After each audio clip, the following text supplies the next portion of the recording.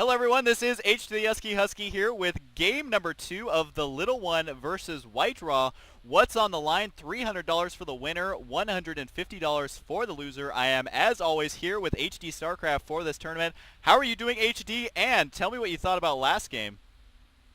Well, I thought last game was an impressive show of micro as well as dropship play.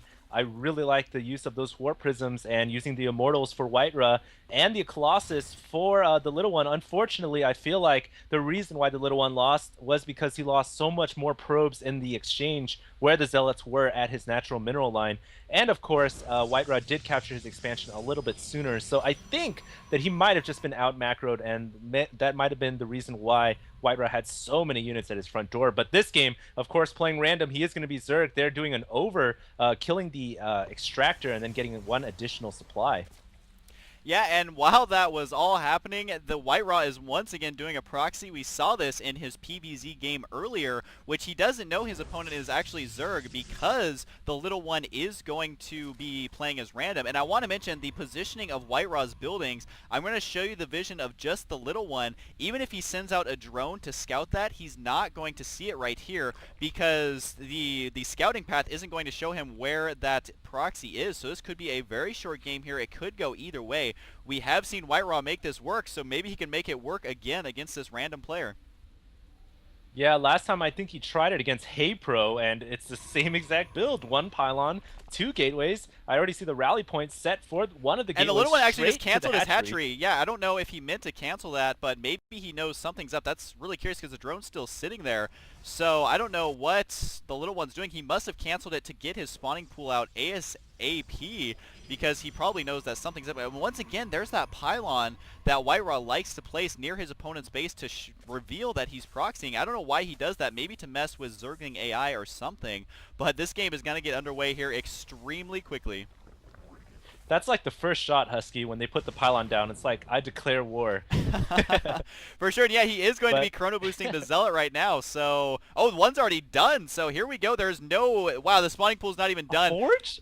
There's a forge going down right at that first pylon. I really don't know what WhiteRa is doing. He's putting a forge down, which means it can only mean a cannon. This Zealot is going to get surrounded by the drones, though, and holy crap. Oh, that's really unfortunate, though, that Zealot... Well, he barely survived, but just... Like I said, barely, and so he's got 16 HP, and I can't believe he's actually going, it looks like, going to cannon contain the Zerg player, so this is very unorthodox play here, even running in his last few Zerglings to try and do that. I can only imagine he's going to try and do a cannon contain. I can't think of anything else. What are those drones doing? They were moving everywhere, but WhiteRa is just being goofy this game. We'll have to see where this goes, though. Yeah, I think my StarCraft 2 might have crashed, but no, I was able to... I think, yeah, it's working fine. I'm back in now. So, yes, we do see two spine crawlers right at the hatchery at the main base.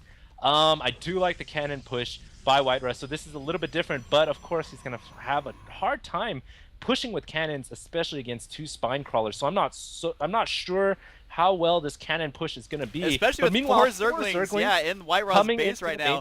And they haven't actually killed anything yet, but of course forcing WhiteRa to have to micro his probes around, and he's just now starting a pylon. I can assume for a cannon, a Zealot having to huff it all the way across the map here to deal with these four Zerglings. But wow, WhiteRa now in a pretty comfortable position with three Zealots there, and the two cannons finishing, and the Queen just standing guard up here at the top of the Zerg's base. But for now, I don't know, this is a very awkward position. I don't know which way this game could go at this point because WhiteRa is going to be behind in tech, just now starting his gas. But I don't know, man. This is very uncomfortable, I think, for at least the Zerg player right now. Yeah, right now, any Zerg player would want to say, you know, you got to grab another expansion. It sucks being confined as a Zerg, especially with two cannons and three Zealots on your ramp. So it is going to be a tough, difficult situation for the Zerg player. Luckily for him, he's got one thing going. He's got four Zerglings inside the Protoss player's base.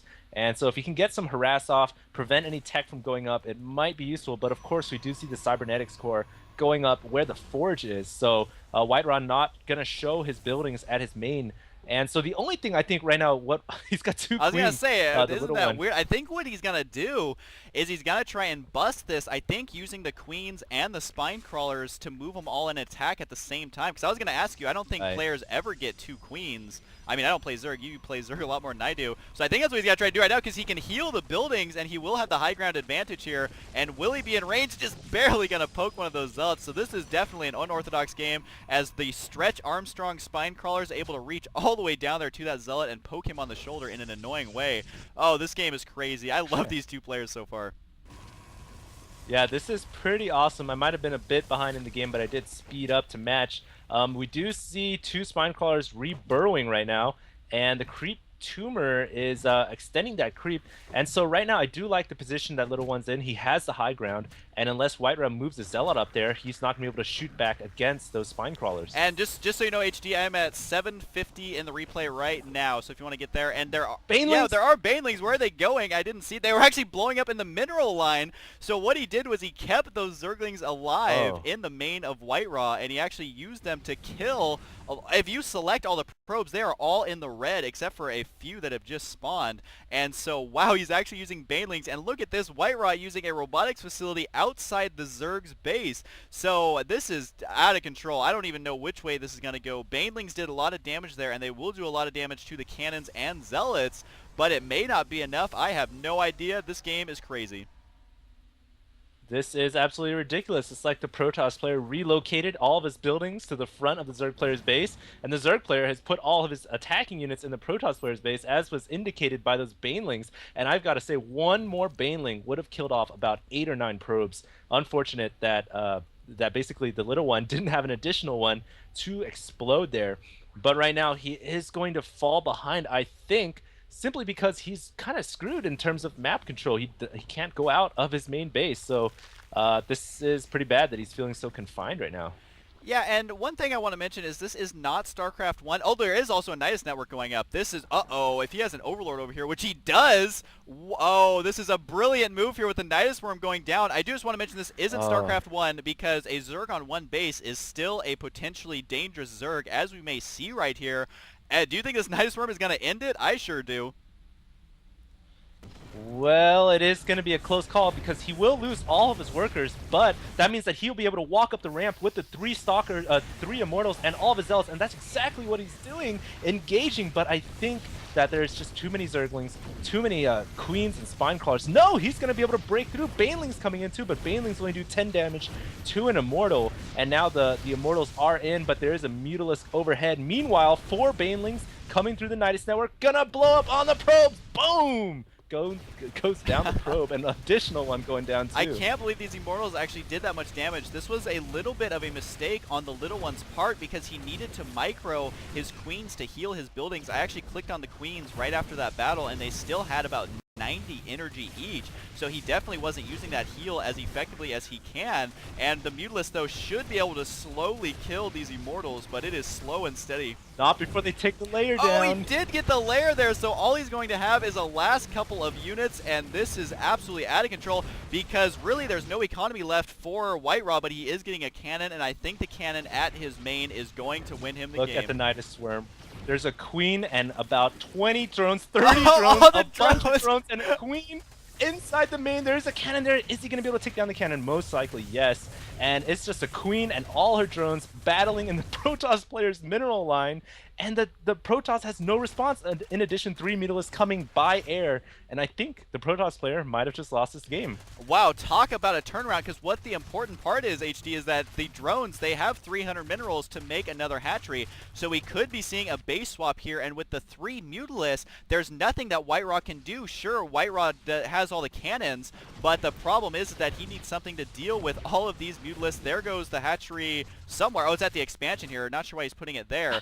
But either way, this is absolutely crazy, as WhiteRa, he's going to have to try and win with just 3 units, and 3 Mutalisks versus 2 Stalkers, I think, is going to be a win here for the Zerg player. So I didn't expect him to win. That was hilarious that he's actually going to win with all of his drones. I really like the fact that he evacuated all of his drones and his Queen into the Nidus network, and just kind of popped into the Protoss player's base, and his drones are still at work. killing off those buildings in the Protoss player's base. And I think I do have to agree with you that the Protoss player has no resources. His Stalkers are trying to fight off the Mutas right now, but unfortunately, that is it. That's the only unit he has that can attack the air, and it is going to go down to 3 Mutas with some micro, yes. So I think WhiteRa might lose the second game. Yeah, this game is definitely over. Just looking at the units, WhiteRa only has 1 Zealot and a Stalker. I actually didn't see how he lost that Immortal, but he did, and there's the GG.